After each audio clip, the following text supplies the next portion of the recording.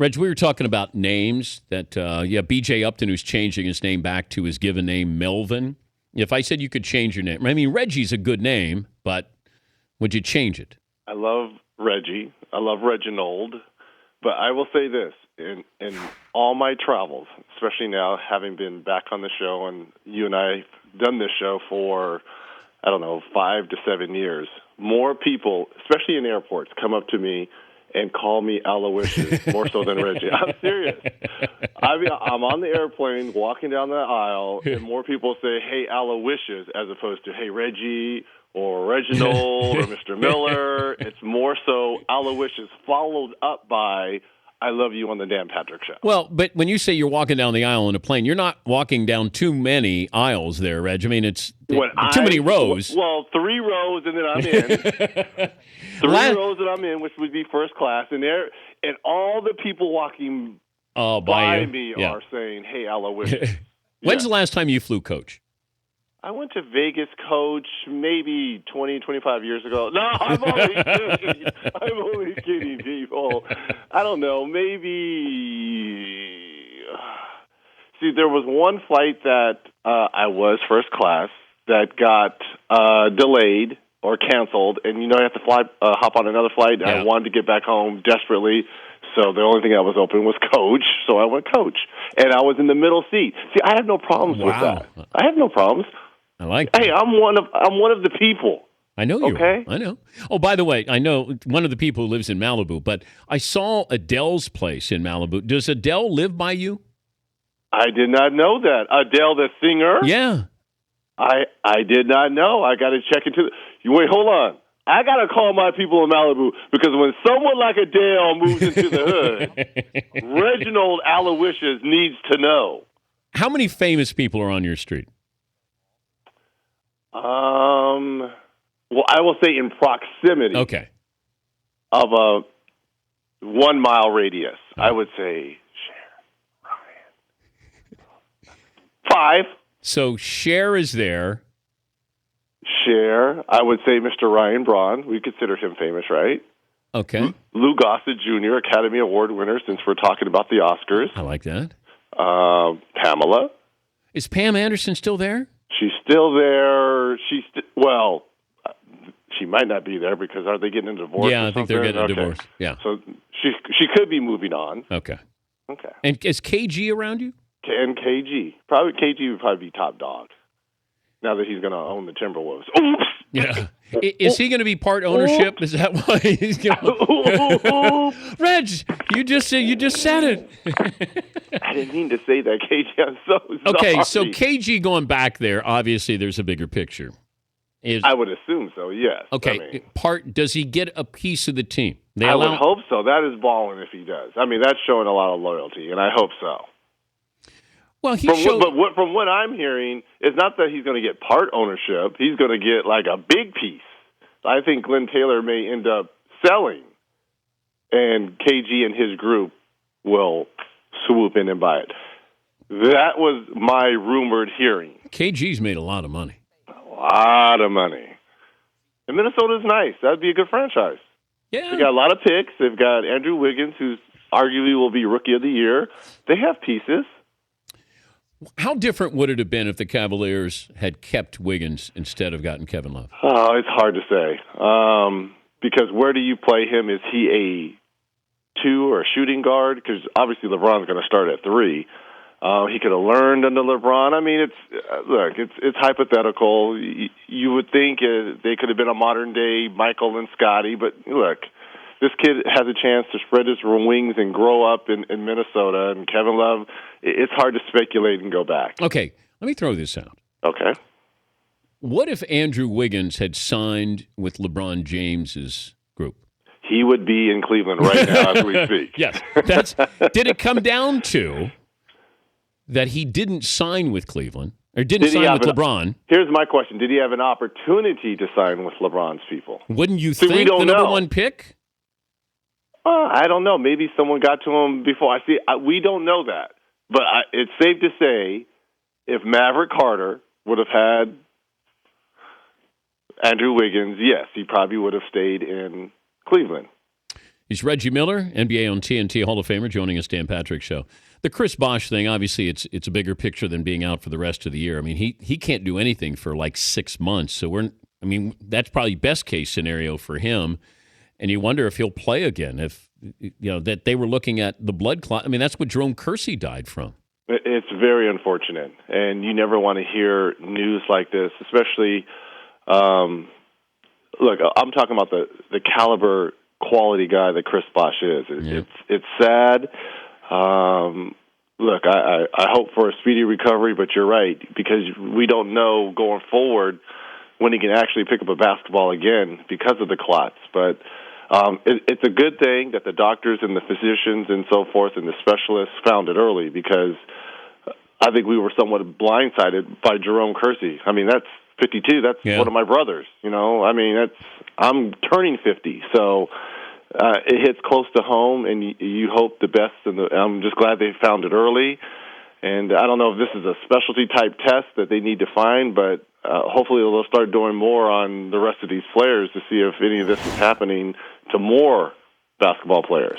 You got Oklahoma City and Phoenix. Durant's not going to be playing because he's got a foot situation here. Is this reoccurring, Reg? I'm starting to raise an eyebrow here, because Kevin Durant and Russell Westbrook, if you go back over the last 3 or 4 years, we're talking about two of the most durable guys, especially KD.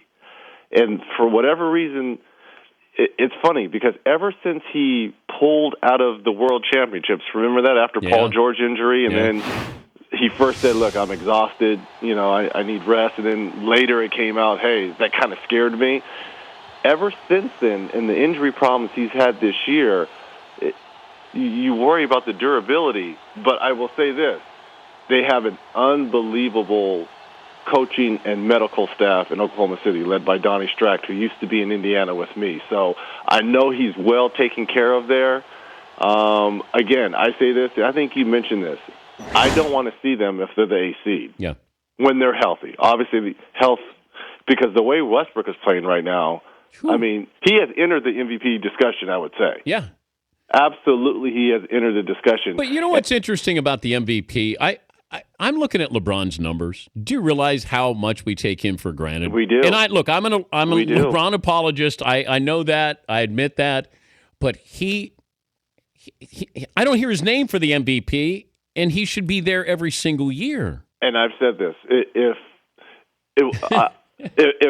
the Warriors end up with the number 1 seed, but Cleveland finds a way to get up to number 2, and LeBron keeps those numbers, I would not be surprised if LeBron wins his 5th. Man, I don't know. Especially the way they started. And again, this goes into the Jordan fatigue. Jordan should have won the MVP every year, correct? No, I think they want to give it to somebody other than LeBron, because they've written the story. It will be LeBron fatigue. LeBron fatigue will be the only reason why the media does not vote. Did you watch? Where'd you watch the Academy Awards last night? I DVR'd it. Look, what? Wake me up when it's over. Wake me up. I mean, how boring was that? So I DVR'd it. So a 3.5 hour show was really 45 minutes an hour, because I passed through all the speeches.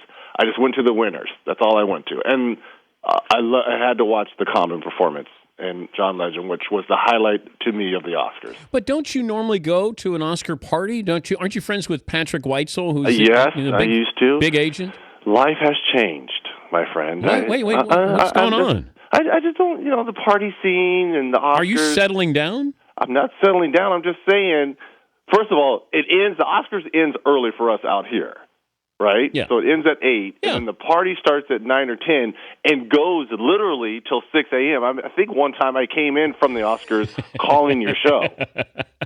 And I just don't want to tax my body like that. We have March Madness coming up.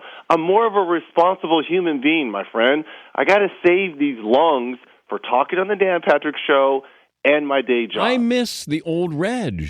You just love me just being out there popping the bubs and talking. That's what Kevin Frazier is for, okay? Yeah. Let him go. He's Look the party at you. guy now. You're settling down. You're not engaged, are you? He's the party boy. Am I what? You engaged? Come on, man. This is breaking news. Don't start. Don't even try to go there into my personal life. Well, no, I didn't know if you were settling You always try down. to go into my personal life. I'm not up in your business. I was curious if you're settling down. Don't worry about what Aloysius is doing, okay? You worry about what Theodore is doing. I'm just worried. Not Don't worried. worry. And if I was settling down, so what? Everyone settles down, okay? All right? Can you hit the 3 and stay up till 3? Yes. You can. Until the day I die, I'll be able to knock down a 3. Okay? I just want to make sure. I thought J.J. Redick was so funny where he said he set the record for twos made during the three-point shooting contest. He had his foot on the line a couple of times. I thought it was just a genius response there to screwing up. I think J.J. may have been in his head in that competition. A great shooter. But you're right. His foot was on the line maybe 8 times. And Kenny, I kept saying, the refs are disqualifying his shot. So apparently he could. See, people were like, they could hear you because, we were live to the arena. Yeah.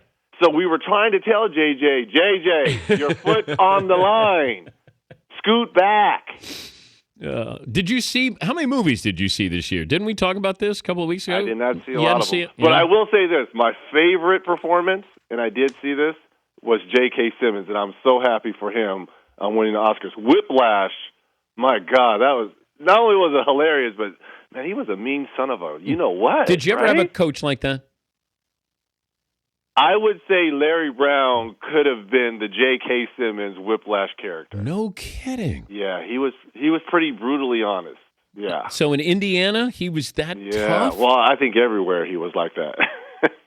In Kansas, in San Antonio, with the Knicks. Well, the Knicks, you needed to be like that for them. But he comes off as a little bit more. No, he's a great man, a great coach, but he's a lot like Pop. He's going to coach the 12th man very much the same way he coaches the best player on the team. There's no favorites. The bottom line is winning, and that's what I loved. He made me a better player and taught me how to win. I give the kudos to Larry Brown any and every day. He's Reggie Miller calling Oklahoma City at the Phoenix Suns on Thursday night at 10:30 Eastern on TNT. Aloysius, safe travels as always. Enjoy, Coach. Theodore and my Danettes. No, I'm not settling down. Just a more mature Aloysius. Okay? All right. Something the show needs. All right. Okay. A little maturity here. This can't always be a frat party. All right. Fair enough. All right? Thank you, Reg. Okay. All right. That's Reggie Miller, NBA on TNT. Not settling down.